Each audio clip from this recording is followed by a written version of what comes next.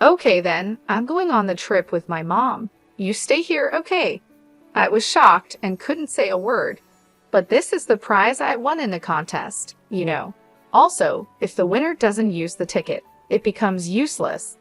I wanted to say that, but my husband David cut me off with something shocking.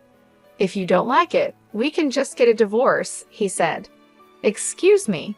I mean, if you can't agree with what I'm saying, then we should get a divorce. His words made my feelings for him instantly fade. My name is Olivia, and I'm a 32-year-old office worker. I went to an all-girls school from middle school through university and started working without really talking to men. I was so busy with work that I never had time to fall in love. Suddenly, I was 27 and still single. Thinking this was not right, a friend set me up on a blind date. That's how I met my first boyfriend, who was a freelancer but lied about being an office worker. After we started dating, he lost his job and seemed ready to rely on me for everything. I ended things as soon as I could. After that experience, I became even more cautious about men and found it hard to trust them. So I reached 40 without any serious relationships. My parents were even more worried about me than I was.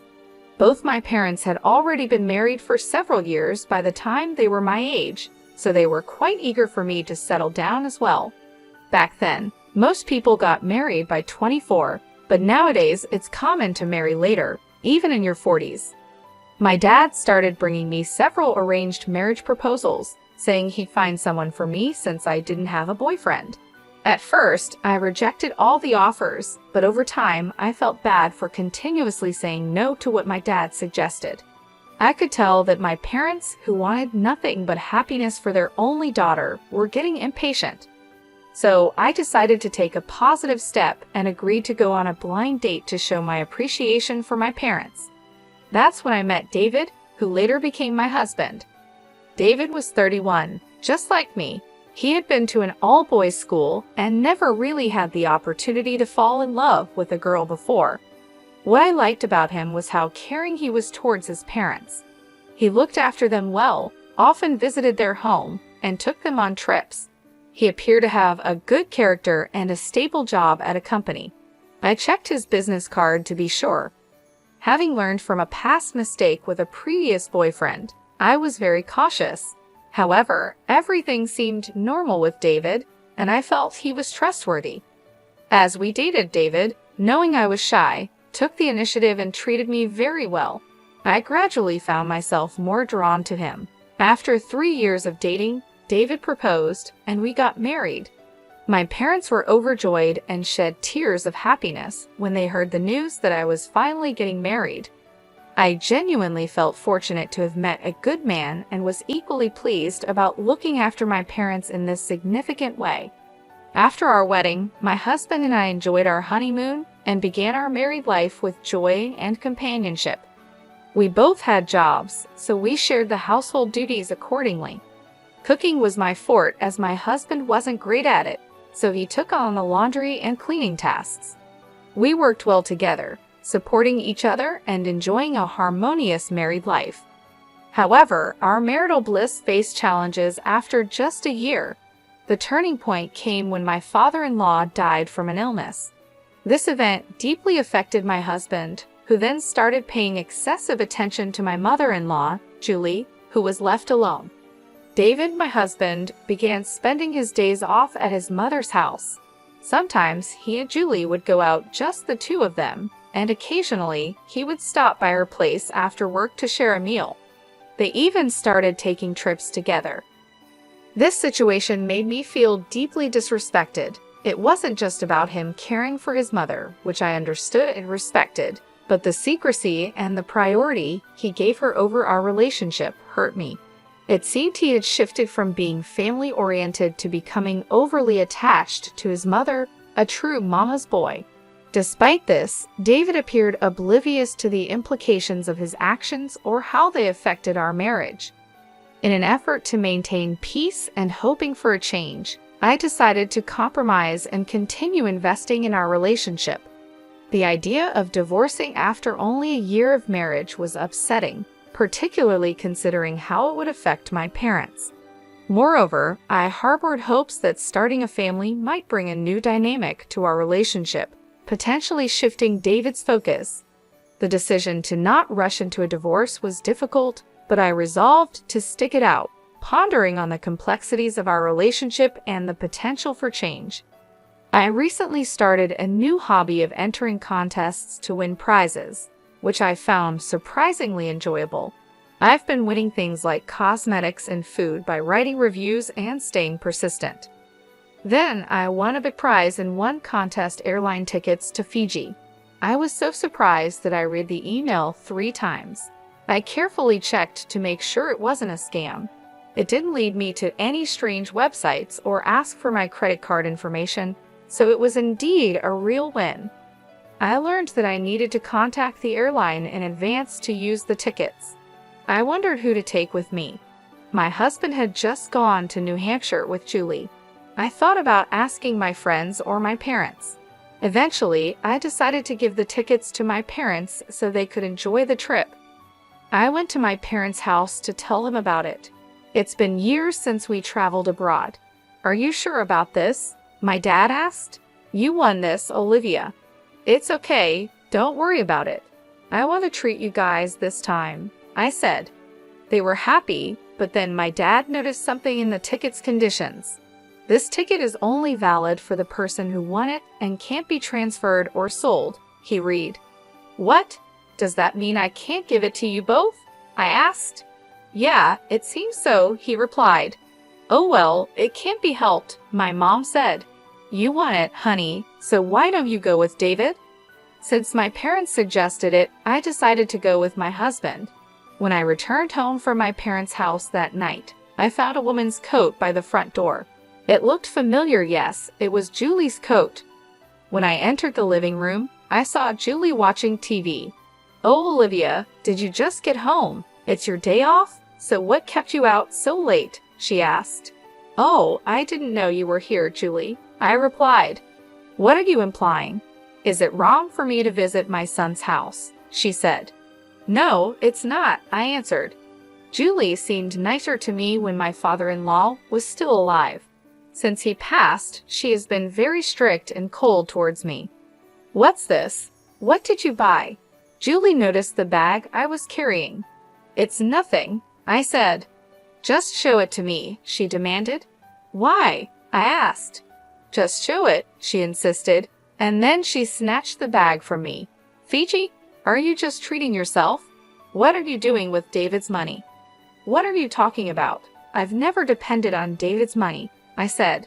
"I won a pair of travel tickets in a contest, so I thought I would go on the trip with my husband." "Oh, really? A prize, huh?" Julie's mood suddenly changed, and she got excited. I had a bad feeling about this. Then my husband came into the living room, fresh from a bath. "Oh, Olivia, welcome back. What's wrong?" he asked, hearing his mother's excited voice from the bath. "David, listen. Olivia won a trip to Fiji in a contest," Julie told him. "Wow, that's great," he said. "Yeah," I added, "so I decided I'd go with you, David. I even bought a guidebook for it." "How many people can go on that trip?" he asked. "It's just 2 tickets, so it would be just us," I replied. David was silent for a moment, glancing at Julie. She was looking at him with wide eyes, like a dog hoping to be fed. "Okay, well then, I'm going to go on the trip with my mom. You stayed home, okay?" he said. I was completely speechless. I couldn't believe David was so attached to his mom. "This is what I won from the contest, you know," I reminded him. "So what? We're a couple, so what's yours is mine, right? And what's mine is my mom's," he replied.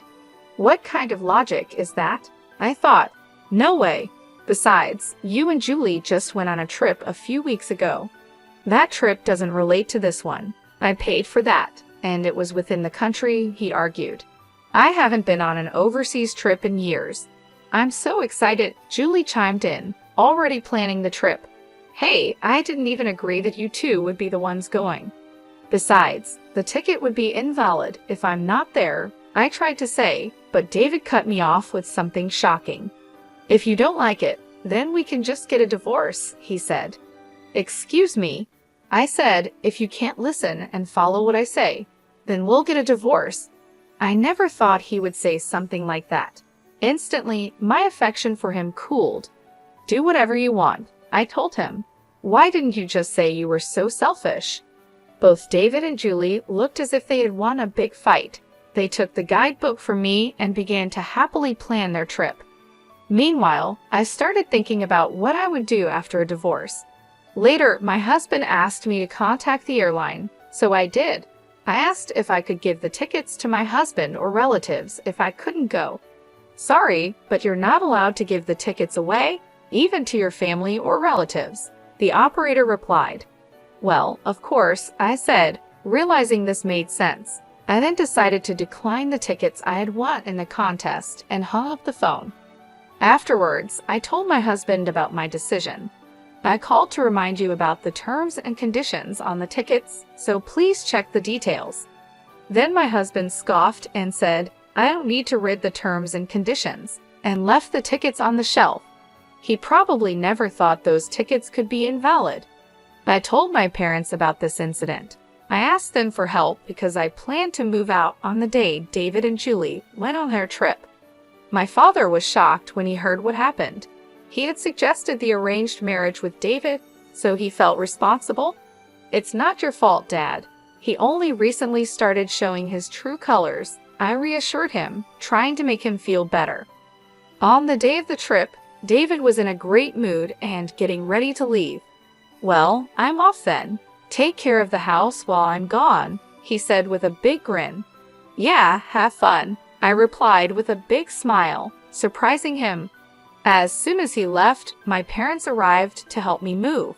They loaded my belongings into the car, and we drove to the new apartment I had found near my office. I had started looking for a new place as soon as I got fed up with my husband. 5 hours later, my husband called me. Hello. Hey, what's going on? They said our airline tickets are invalid. Yes, that's correct. If the winner doesn't go, the tickets are invalid. I didn't hear anything about that. I told you, didn't I?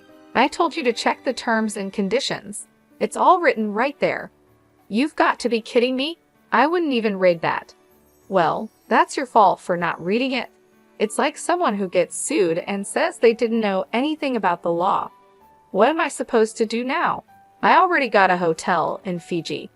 They told me I'd have to pay for our own ticket fees. Like I said, it's none of my business anymore. You and Julie should just take care of it. I said that and hung up the phone. 20 minutes later, my husband called again. What now? Hey, why can't I pay with your card? Huh? My card? What do you mean? I panicked and checked the drawers, only to find that my card, which I had been using as a backup, was gone. You took the card without my permission. I was only borrowing it for a little while, but I was told by the airline staff that I can't use this card. What the hell is going on? Are you stupid? If you're not the owner of the card, you can't use it. But on the internet? Huh, internet? Oh no. And he hung up the phone. No way. I immediately checked my credit card statement for the card I used as a backup and saw charges I didn't recognize. I remembered my husband had been buying a lot of clothes and other things recently. He must have used my card without my permission. I quickly blocked the card and took a screenshot of the statement history.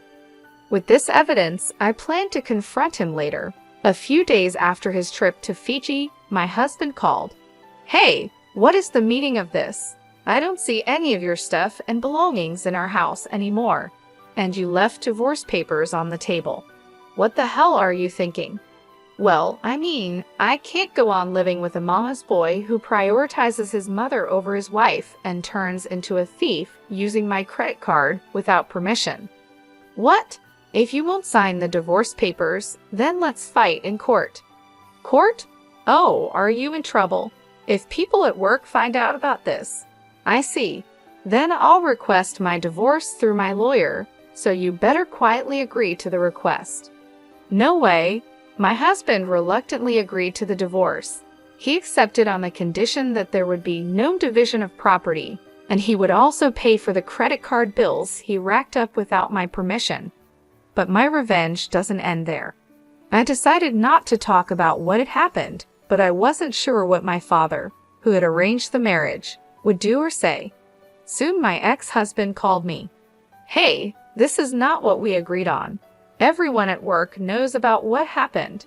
Now, they talk about me behind my back, and I'm known as a mama's boy and a thief. I can't hold my head high in my company anymore."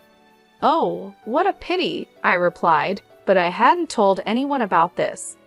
"Did you forget that so many people were involved in our marriage?" he asked. "Yes, our marriage was arranged through connections. My father, a general manager, and my ex-husband's boss, a department head, were good friends. They set up our blind date because my ex-husband was a promising bachelor working under him. It turned out that my ex-husband's boss was very upset with him over this whole mess. David was now being shunned at work, and his career prospects had dimmed. As for Julie, the news had spread to her neighbors, and they started avoiding her, leading her to isolate herself at home. They both faced the consequences of their actions, and I felt no sympathy for them. Meanwhile, I focused on my career, earned a promotion, and received a raise. To celebrate, I took my parents on an overseas trip to France, a place we had all wanted to visit for a long time. We created wonderful memories together. This whole ordeal has been a learning experience for me. I'm shocked that he turned out to be not just overly attached to his mom, but also a thief. At this point, there's nothing more to be done for him. I'm relieved that my family enjoyed their time together in France. I hope I, a kind and family-oriented person, will find someone better and truly wonderful in the future. Thank you for watching until the end. Please subscribe to our channel, and we hope to see you in our next video.